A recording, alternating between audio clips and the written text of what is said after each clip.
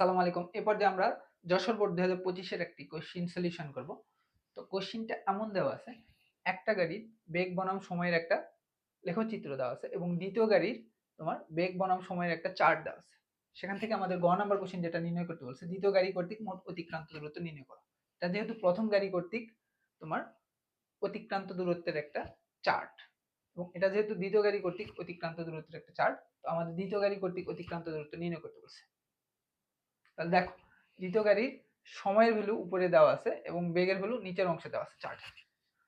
আমরা একটু খেয়াল করে দেখব, দ্বিতীয় গাড়ি টোটাল 40 সেকেন্ড অতিবাহিত করছে, যেখানে 0 থেকে 15 সেকেন্ড পর্যন্ত টোটাল দ্বিতীয় গাড়ি সমতরণ নিয়ে যাত্রা করছে এবং 15 থেকে 25 সেকেন্ড পর্যন্ত গাড়িটি সমবেগ নিয়ে যাত্রা করছে এবং 25 থেকে 40 সেকেন্ড পর্যন্ত গাড়িটি সমমন্দনে যাত্রা করছে।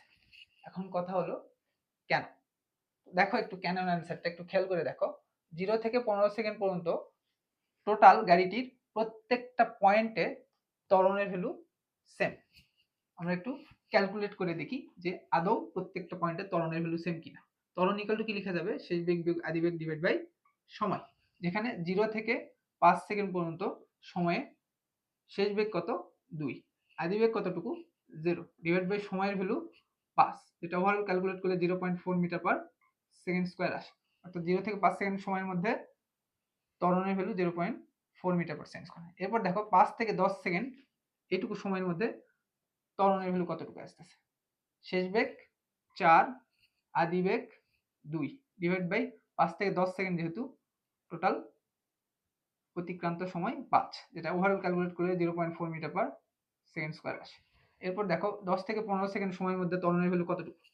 শেষ বেগ 6, আদি বেগ 4, ডিভাইড বাই সময়ের ভ্যালু 10 থেকে 15 অর্থাৎ 5 সেকেন্ড। ওভারঅল ক্যালকুলেট করলে 0.4 মিটার পার সেকেন্ড স্কয়ার। অর্থাৎ 0 থেকে 15 সেকেন্ড সময় পর্যন্ত প্রত্যেকটা পয়েন্টের ত্বরণের value same, 0.4 metre per second square. যেহেতু ত্বরণের ভ্যালু সেম, সেহেতু 0 থেকে 15 সেকেন্ড পর্যন্ত সময়ের মধ্যে গাড়িটি সমত্বরণ নিয়ে যাত্রা করছে। এরপর দেখো 15 থেকে 25 সেকেন্ড সময়ের মধ্যে বেগের ভ্যালু প্রত্যেকটা পয়েন্টে সেম, 6 মিটার পার সেকেন্ড। যেহেতু বেগের ভ্যালু সেম, সেহেতু 15 থেকে 25 সেকেন্ড সময়ের মধ্যে গাড়িটি সমবেগে যাত্রা করছে। এরপর দেখো 25 থেকে 40 সেকেন্ড পর্যন্ত গাড়িটি সমমন্দনে যাত্রা করছে। অর্থাৎ গাড়িটি এখানে 3 ভাবে যাত্রা করছে। প্রথম অংশে গাড়িটি সমত্বরণ নিয়ে যাত্রা করছে, পরবর্তী অংশে গাড়িটি সমবেগ নিয়ে যাত্রা করছে এবং লাস্ট অংশে গাড়িটি সমমন্দনে যাত্রা করছে। আমাদের গাড়িটির মোট অতিক্রান্ত দূরত্ব নির্ণয় করতে বলছে। তাহলে আমরা 3 ক্ষেত্রে অতিক্রান্ত দূরত্ব নির্ণয় করে যোগ করে দিলে গাড়িটির মোট অতিক্রান্ত দূরত্ব চলে আসবে। তাহলে আমরা এট ফার্স্ট প্রথম ক্ষেত্রে অতিক্রান্ত দূরত্ব নির্ণয় করে ফেলি, অর্থাৎ সমতরণে গাড়িটির অতিক্রান্ত দূরত্ব নির্ণয় করি। সমতরণে গাড়িটি 15 সেকেন্ড ধরে চলছে, তাহলে আমরা প্রথম 15 সেকেন্ড গাড়িটি সমতরণে চলে, সমতরণে চলে। সমতরণের ক্ষেত্রে আমরা অতিক্রান্ত দূরত্ব নির্ণয় করব। এক্ষেত্রে অতিক্রান্ত দূরত্ব দেখো, সমতরণের অতিক্রান্ত দূরত্বের ক্ষেত্রে আমাদের কি কি ডাটা দেওয়া আছে আমরা লিখে ফেলি। যেহেতু 15 সেকেন্ড সমতরণে চলছে, তাহলে আমাদের শেষ বেগ দেওয়া আছে 6 মিটার পার সেকেন্ড, আদি বেগ দেওয়া আছে 0 মিটার পার সেকেন্ড। তাহলে সমতরণের ক্ষেত্রে সময়ের ভ্যালু কতটুকু? 15 সেকেন্ড। টি এর ভ্যালু আমাদের 15 সেকেন্ড। সমতরণের ক্ষেত্রে অতিক্রান্ত দূরত্বকে আমরা s1 দ্বারা ডিফাইন করলাম।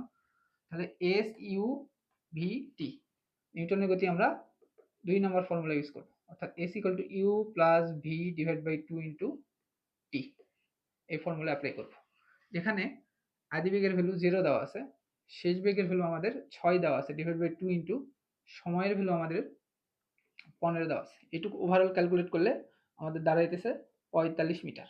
অর্থাৎ গাড়িটি সমতরণে প্রথম 15 সেকেন্ড 45 মিটার দূরত্ব অতিক্রম করে। এরপর পরবর্তী 15 থেকে 25 সেকেন্ড পর্যন্ত গাড়িটি সমবেগে যেহেতু যাত্রা করছে, তাহলে আমরা পরবর্তী 15 থেকে 25 সেকেন্ড অর্থাৎ টোটাল 10 সেকেন্ডের সমবেগের অতিক্রান্ত দূরত্ব নির্ণয় করব। এখান থেকে দেখো, পরবর্তী 25 বিয়োগ 15 ইকুয়াল টু 10 সেকেন্ড গাড়িটি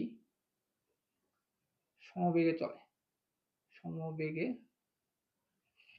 চলে। এক্ষেত্রে অতিক্রান্ত দূরত্ব আমরা নির্ণয় করব। এক্ষেত্রে অতিক্রান্ত দূরত্ব সমবেগের ক্ষেত্রে ডাটাগুলো এট ফার্স্ট আমরা লিখে ফেলি। সমবেগের ক্ষেত্রে অর্থাৎ 15 থেকে 25 সেকেন্ড সময়ের মধ্যে গাড়িটি বেগের value 6, V equal to 6 metre per second. 15 থেকে 25 সেকেন্ড অর্থাৎ টোটাল টি এর ভ্যালু আমাদের আসতেছে 10। আমরা বের করব কি অতিক্রান্ত দূরত্ব। সমবেগের ক্ষেত্রে অতিক্রান্ত দূরত্বকে আমরা s2 দ্বারা ডিফাইন করলাম। সমবেগের ক্ষেত্রে অতিক্রান্ত দূরত্ব নির্ণয় সূত্র কি s equal to vt, s2 equal to vt, যেখানে ডাটাগুলো আমরা বসাই দিই। v এর ভ্যালু 6, t এর ভ্যালু আমাদের 10, ওভারঅল ক্যালকুলেট করলে আমাদের আসতেছে 60 মিটার। অর্থাৎ সমবেগে গাড়িটি পরবর্তী 10 সেকেন্ডে 60 মিটার দূরত্ব অতিক্রম করে। এরপরে 25 থেকে 40 সেকেন্ড, অর্থাৎ এখানে ক্যালকুলেট করলে 15 সেকেন্ড দাঁড়ায়। পরবর্তী 15 সেকেন্ডে গাড়িটি সমমন্দনে চলে। সমমন্দনের ক্ষেত্রে অতিক্রান্ত দূরত্ব আমরা নির্ণয় করব। তাহলে পরবর্তী 40 বিয়োগ 25 ইকুয়াল টু 15 সেকেন্ড গাড়িটি সমমন্দনে চলে।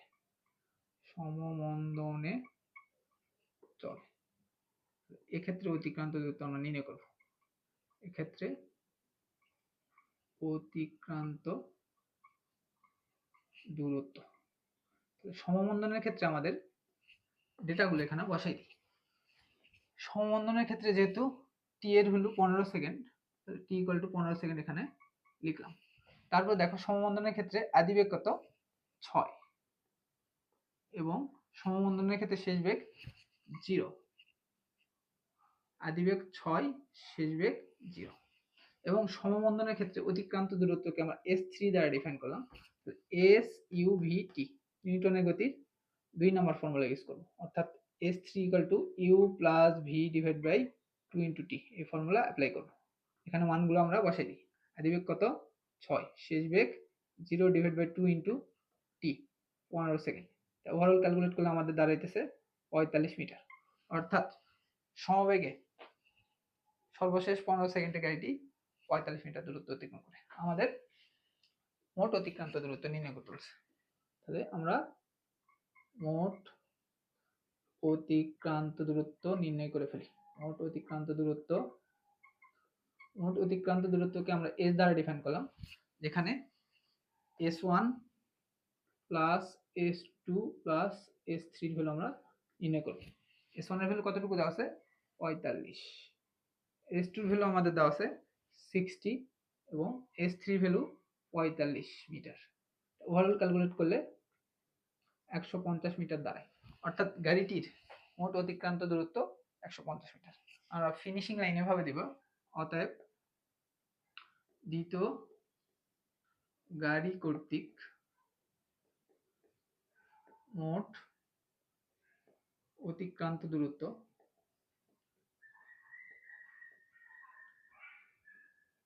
150 মিটার। এভাবে আমাদের গ নাম্বার কোশ্চেনের সমাধান করতে হবে।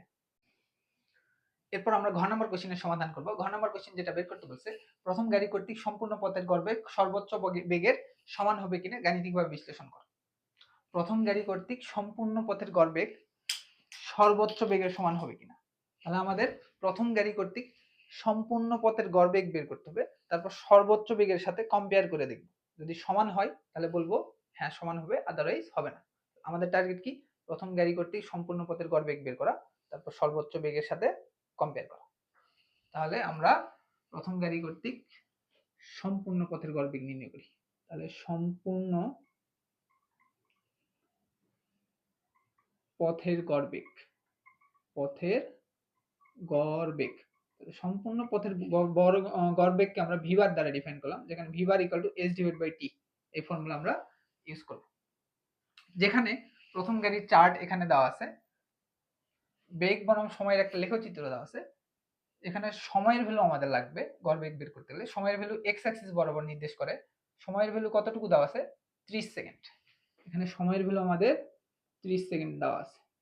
আর গাড়ি কর্তৃক অতিক্রান্ত দূরত্ব s, যেটা আমাদের জানা নেই, আমাদের গ্রাফ থেকে নির্ণয় করতে হবে, নির্ণয় করে ওখানে বসাইতে হবে।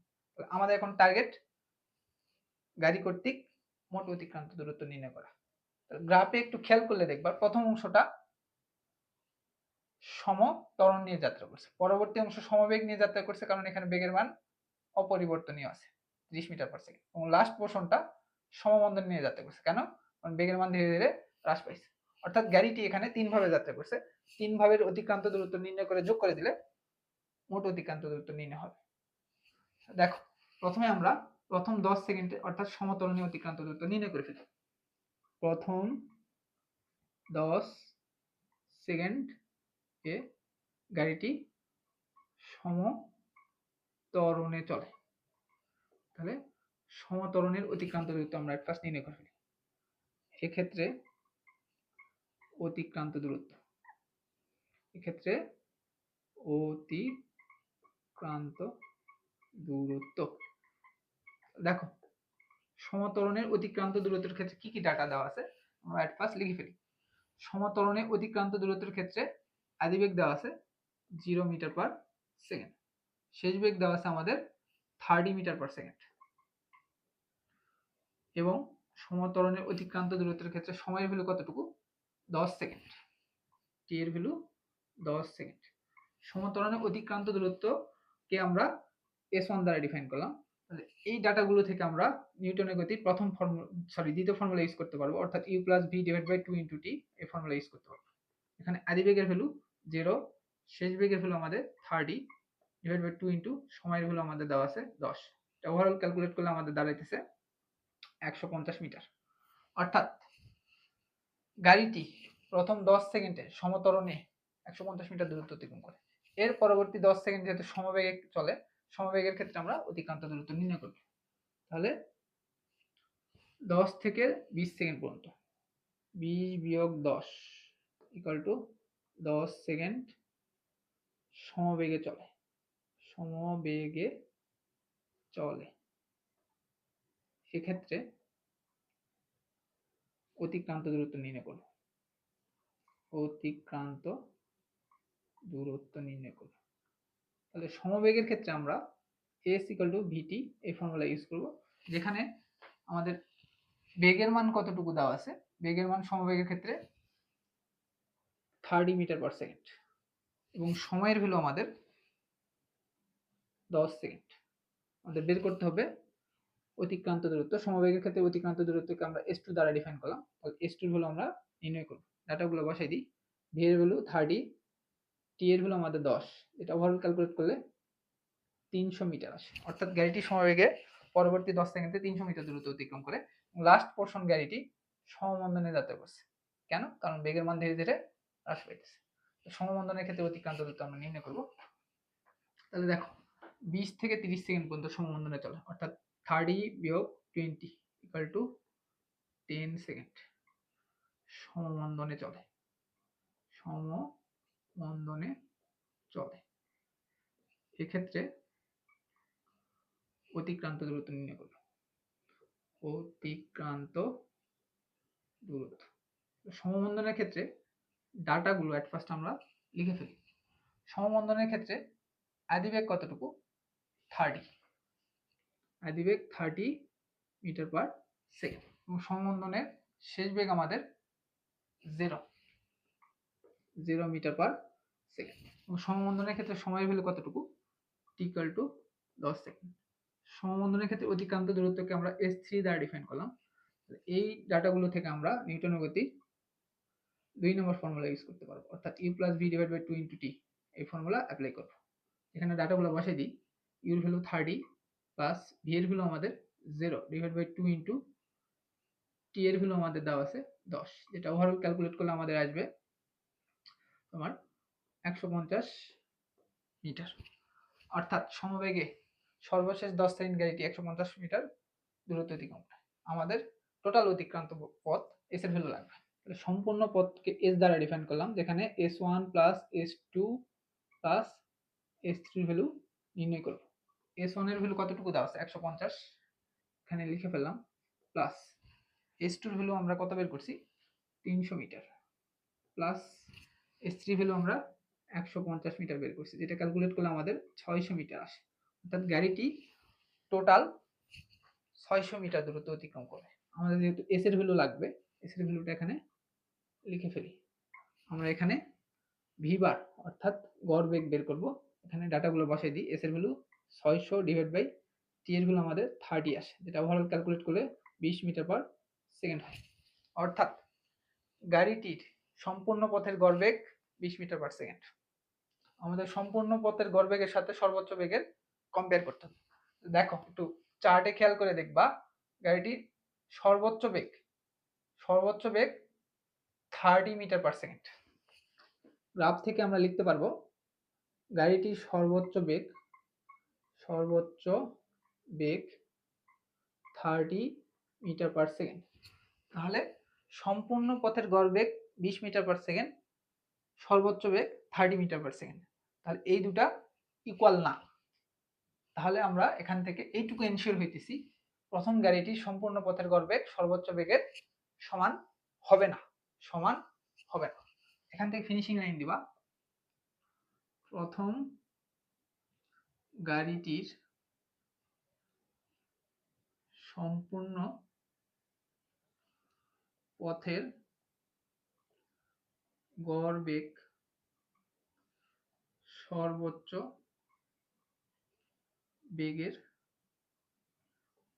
সমান হবে না।